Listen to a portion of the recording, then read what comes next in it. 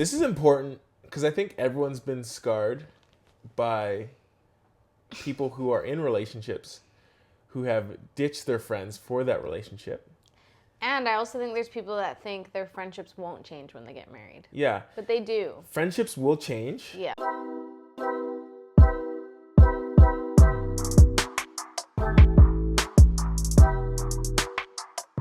Hey guys, today we're going to be talking about 3 things that are underrated about being single. And you might be watching this asking yourself, why would I listen to 2 married people about being single? I'll have And you to know, that, Daniel says, we've been single before.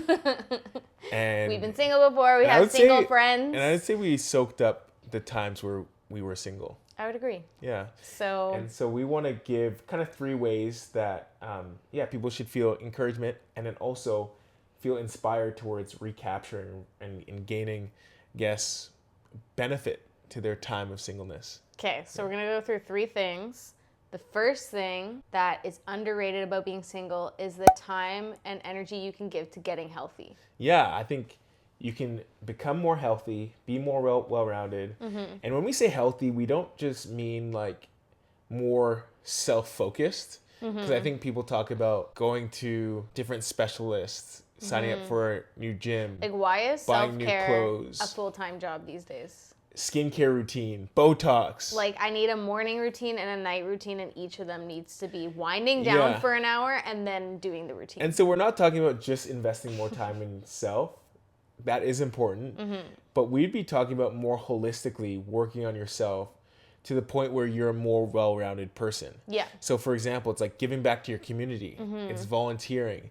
If you're religious, it's spending time in prayer or reading the sacred text of your religion. I think learning even from people that are older than you. How do you incorporate that into your life? Learning a new skill. Yeah. Spending time with people in different generations is key. Like, we have a friend who volunteers for like a boys and girls club, and they are dedicated in that. They're not single right now, but they've been doing it since they were single. Yeah. And it was something that they were able to find meaning in because they took the time when they had it to invest in that. Yeah. So cool. So I think it's so important to take the moments, the like times where you're single, to do that. What's the next thing? Yourself and get healthy. Okay, the next thing is to invest in your friendships. This is important because I think everyone's been scarred by people who are in relationships who have ditched their friends for that relationship. And I also think there's people that think their friendships won't change when they get married. Yeah. But they do. Friendships will change. Yeah. And I think having a healthy basis or like a healthy foundation of your friendship really sets people up for success post-relationship, to make sure people know that like, hey, we were able to engage life in a season of life for me that I won't have with this person that I'm just meeting or that I'm starting a relationship with. So our friendship, although it's a friendship, our friendship has so many memories, so many moments attached to it that can't be replaced. And so it's like, I think sometimes when people shift from like single to dating, they almost like think that the person that they're in a relationship with replaces their friendships. But no, it's just a different relationship. And I think the way we need to think about relationships is like an ecosystem. And I think when we're single, we have time to develop and deepen the ecosystem of friendship. Because we have ecosystem of friendship, we have ecosystem. In that ecosystem of relationships, it's like friendships, it's families, it's romantic partners, it's teachers, it's mentors. And I think that when we're single, we have this neat opportunity to invest in the friendship part of that ecosystem.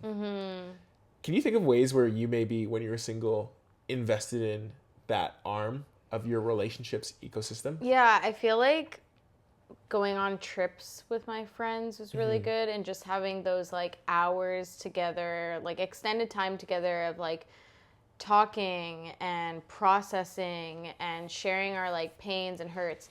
That was really important for me, because I think spending that extra intentional time where you're going the level deeper, that's when friendship starts to really form you and shape you and be really meaningful.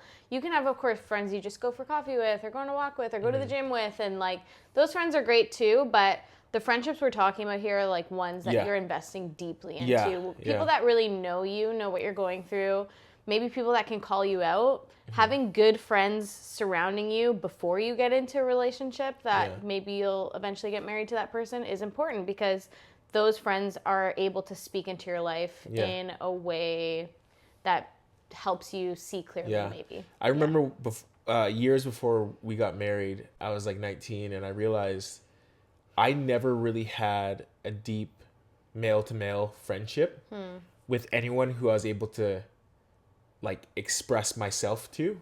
I remember growing up, that was just like my frame of reference was like, why would guys need that? Like I had a pretty limited frame of reference for like men sharing, even pushing each other to being better men, not just in sports, but also emotional health, spiritual health. Yeah.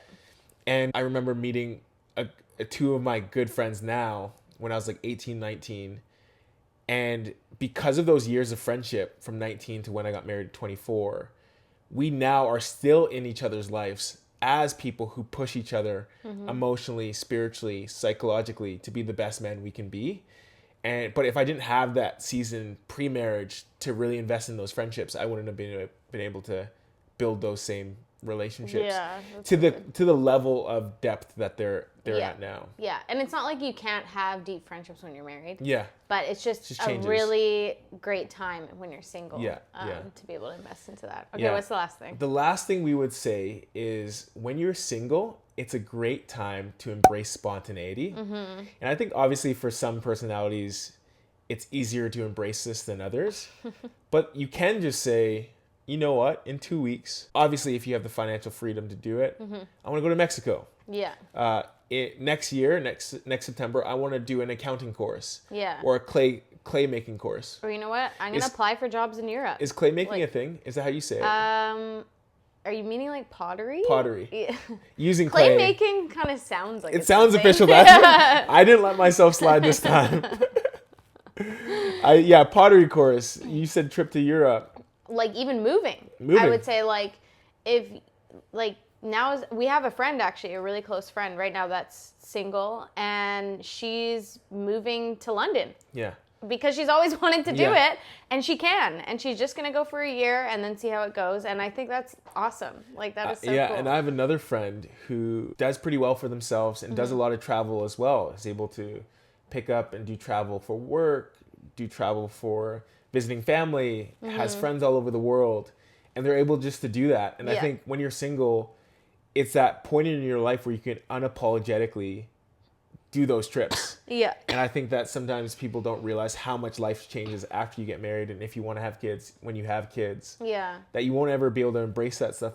You know what I mean? So when I was single, I was able to go on trips, do humanitarian aid, trips for leisure. And I have so many memories that I'm able to tell stories about and even bring you in on that I wouldn't have if I had just been like rigid.